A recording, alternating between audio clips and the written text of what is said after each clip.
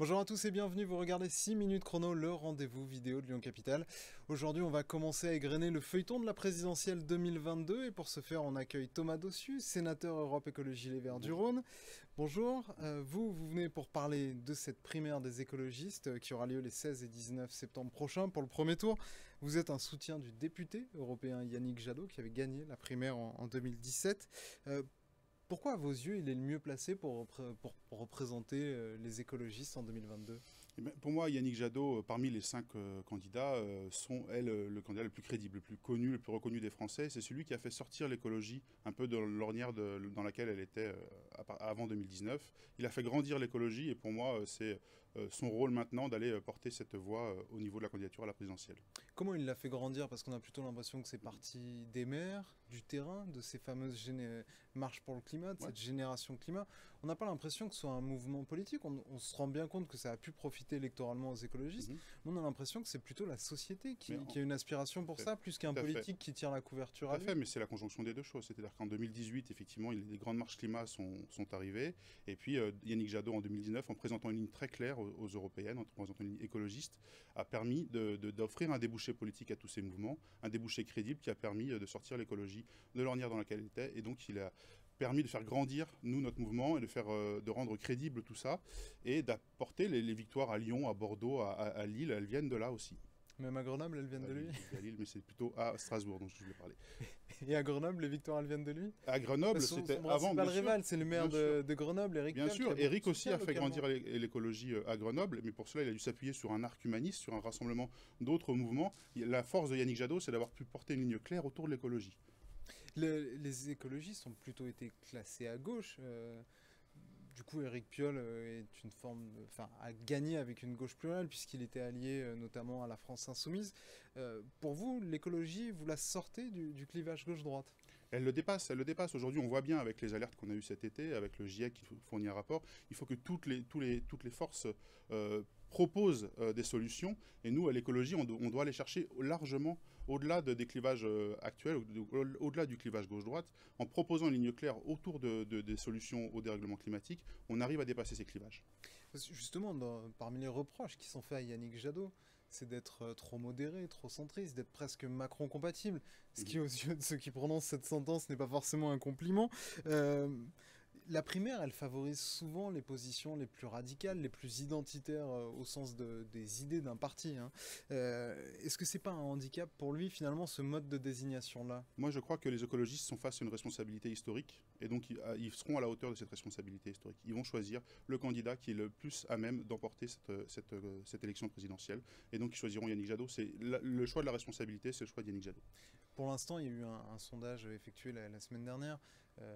Il est le mieux identifié parmi vos sympathisants, avec 69%, ce qui est très très loin devant les autres candidats.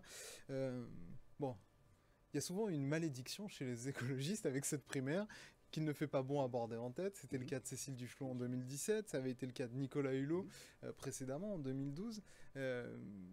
Qu'est-ce qui vous fait dire que cette fois-ci, la malédiction, ça ne battra pas sur Yannick Jadot? En France, maintenant, dans les grandes villes ou ailleurs, les écologistes ont su porter au pouvoir, y compris des gens à qui on aurait coupé la tête, peut-être quand on était un plus petit mouvement. Aujourd'hui, maintenant, on est responsable. Les écologistes sont responsables. On a ouvert largement cette primaire. On est à peu près 50 000 participants actuellement inscrits. On peut encore s'inscrire, et j'invite ceux qui nous regardent à s'inscrire sur lesécologistes.fr jusqu'au 12 septembre. On veut ouvrir largement, justement, pour avoir une base solide et large pour notre candidat. Pour l'instant, quand même, cette base, on est autour de 50 000 à l'heure où on se parle. C'est pas énorme. Ça donne pas une légitimité, ça donne pas un élan formidable au candidat qui sortira vainqueur de cette primaire. Non, mais ça ramène l'écologie, entre guillemets, à peu de choses. Bien sûr, mais c'est une démarche qui est pour l'instant inédite, puisque aucun autre mouvement n'arrive à faire une primaire, n'ose faire encore une primaire pour choisir démocratiquement son candidat. Donc nous, on assume cette ouverture, et on l'aura à la largeur auquel les gens voudront bien s'inscrire. Nous, on continue à mobiliser pour qu'on s'inscrive. 50 000, c'est déjà plus que la primaire de 2017. Donc nous, on grandit, on propose un choix démocratique à tout le monde. Si vous voulez un candidat de l'écologie, vous pouvez encore vous inscrire. La primaire, elle n'a plus aujourd'hui que des gens qui l'encensent.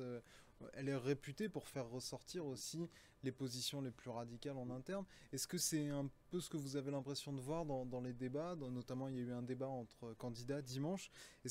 Comment vous jugeriez le climat de cette primaire jusqu'à présent? Pour l'instant, il est très apaisé, le climat de la primaire. Il n'y a eu aucune agression entre candidates et candidats.